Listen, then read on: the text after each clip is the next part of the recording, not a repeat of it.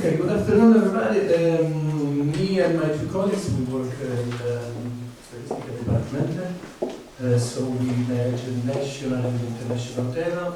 Me, I'm more focused on national data. So to me, it's a little bit off topic. So we suggest that is welcome. In this presentation, there are no modeling. We're just going to show some overview about PIRLS, some main results. Some main results depend for geographical divisions of Italy, of course. Some slides about the international PIRLS benchmarks, and at the end some factors that influence more the reading results.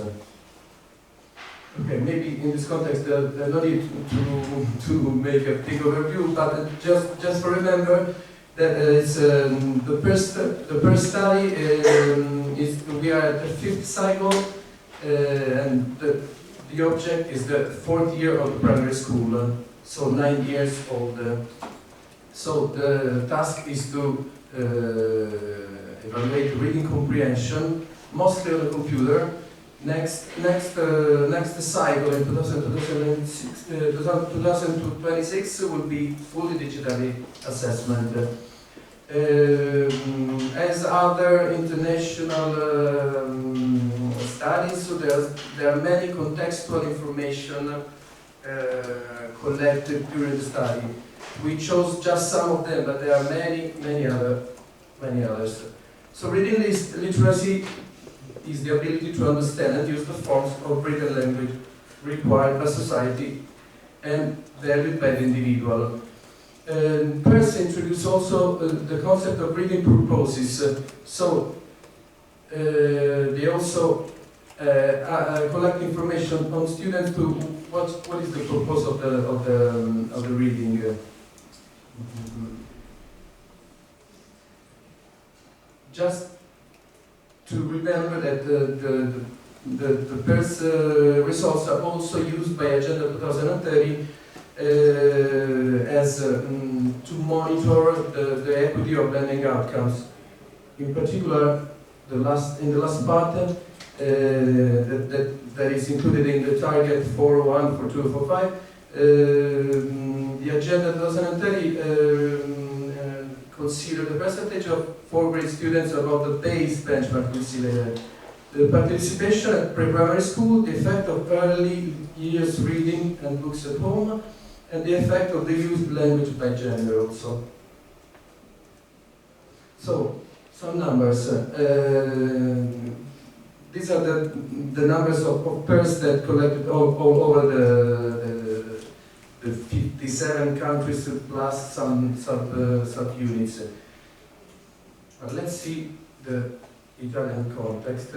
Important. For 43 countries, it will be the next slide. Where we're going to compare data. 43 are the countries where the data are collected at the end of the 4th grade of our students. So let's see the Italian context. It's more than 7,000 students, more than 5,000 parents, more than 400 teachers, and more than 200 school heads. So here's the main result. Okay, it's really nice. Okay, but we don't need so many numbers. We just want to point on the Italy result that it's above the PIRLS central point. I'm going to underline our similar results because later we're going to see from another point of view that actually they are not so similar. So these are the other 5 countries, 6 countries that are pretty similar to our results. So around 536 and 540. Also considering the EU participants, the Italy result in reading is not bad, actually. It's quite good. There are not all the EU participants in person. Still above the average of the EU participants. some good news from our point of view is that the results of Italy are less spread around the average. Actually, it could be good news or bad news. It depends. From an excellent approach, it could be bad news. From an Agenda 2010 approach, it could be a good news. So let's see the results by comparing to the previous cycle. We can see that almost all the countries are significantly worse than the previous cycle. In particular, Italy is minus 11 points. It's significant, but still is not that much, considering that we're talking about 500 results.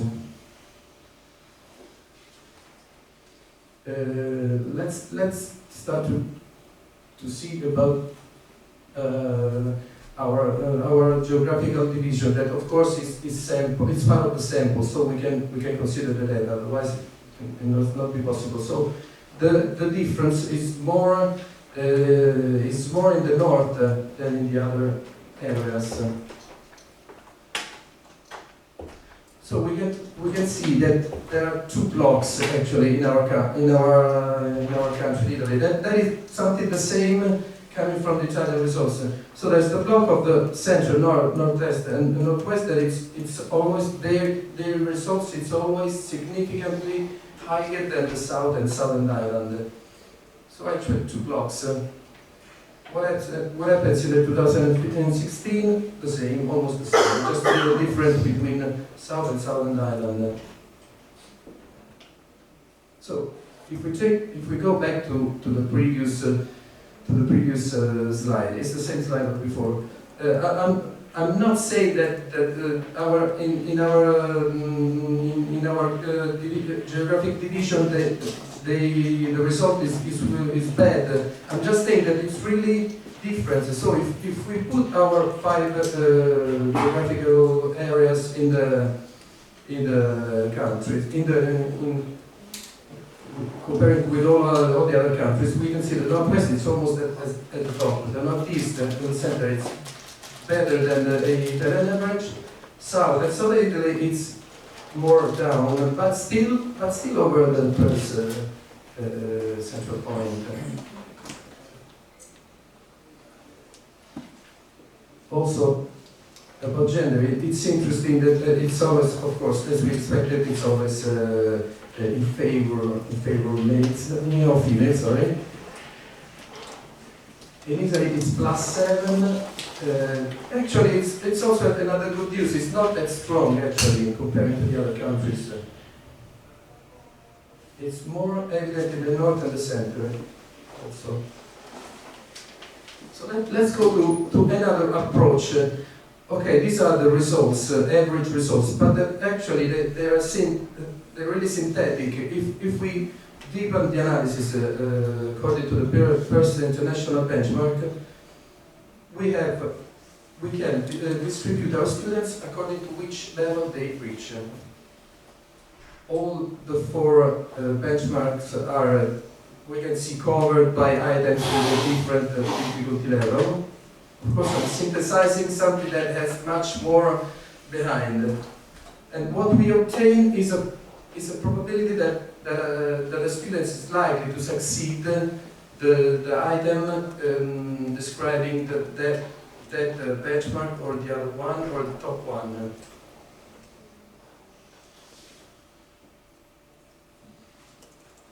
So let's see the distribution according to the 4 international PIRLS benchmarks. So it's on the right, the last 4 columns: advanced, high, intermediate, and low.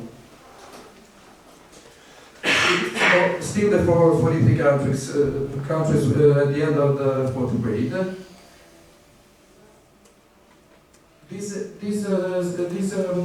rank is by advanced benchmark. So I'm using a slide that was already presented in another context.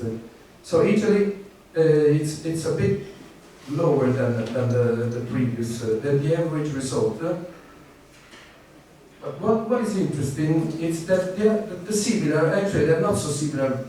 The six countries that were similar on average, actually they're not so similar, because the advanced, the percentage of students reaching the advanced benchmark, that is the top one, it's, for example, in Bulgaria, that it was similar, is the double of Italy, that it's 8. So, on the other side, if we consider the students reaching the low benchmark, we are a little better than the other, because we are 97, Bulgaria it's at 93. So I'm just saying that it was ordered by advanced benchmark, but for example, for Agenda 2030, it should be the opposite. So it is better to have 16% of advanced benchmark students and 7 not reaching the lowest benchmark, or it's better to have 80% advanced or like in Italy, and only 3% not reaching the low benchmark.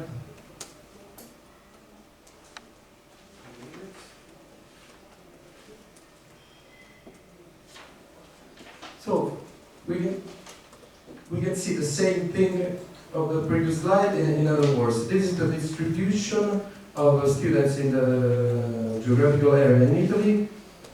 Consider the 4 first benchmark. So the range of variation of students reaching the lowest benchmark, it's between 95 and 99, and those reaching the highest advanced benchmark is between 4 and 11. But what impressed, at least to me,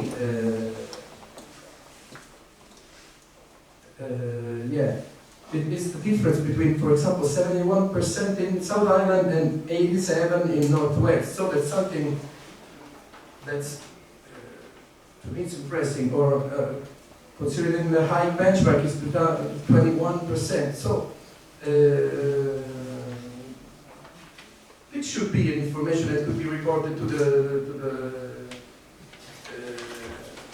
policy. I mean, is that okay? We're good at reaching the low benchmark, but there's too much variation between high and intermediate levels. I think we can say. And let's see some data about parents. Of course, the socioeconomic status, as we already saw in another presentation, it has its influence. Of course, these are 4th grade students, so it has a strong influence. So consider the 2 opposite tails of the distribution, so lower SES and higher SES. The difference is plus 64 points, lower than the first average. Consider how much their parents love to read. It's also strong, as we also can expect, a strong difference in the results. So from a little to a lot, there are 33 points. That's quite enough, even more in the average of the other countries. The other variable considered is how their parents involve their child in their preschool reading activities. It's quite less than the other, but it's still enough. 16 points.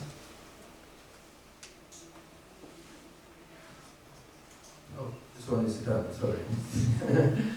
Okay, sorry for Italian. Just a slide about the pandemic. On average, the 87 of the children stayed at home during the pandemic. Of course, the parents were asked it. And on the other side, 47% of the students has okay, I'm going to translate, are in school where the normal activities were stopped or suspended by the pandemic for more than 8 weeks. So 47% of the countries, of the parents say this. In Italy, much less.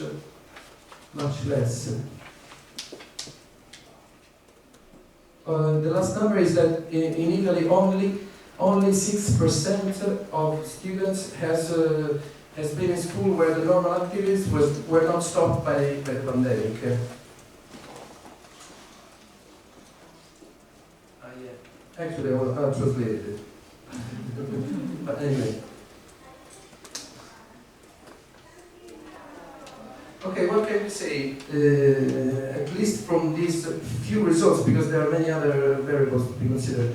Italy showed good average results compared to other countries. There's also less variability. Almost all of our students reached the basic benchmark, but there's too much territorial variability when we consider intermediate and high benchmark. Socioeconomic context and parent attitudes toward reading, they are the most influencing factors. Okay, just as a conclusion, many studies have shown that children who are avid readers and who know the purpose of reading are more likely to have a successful career and a healthy lifestyle. So, thank you.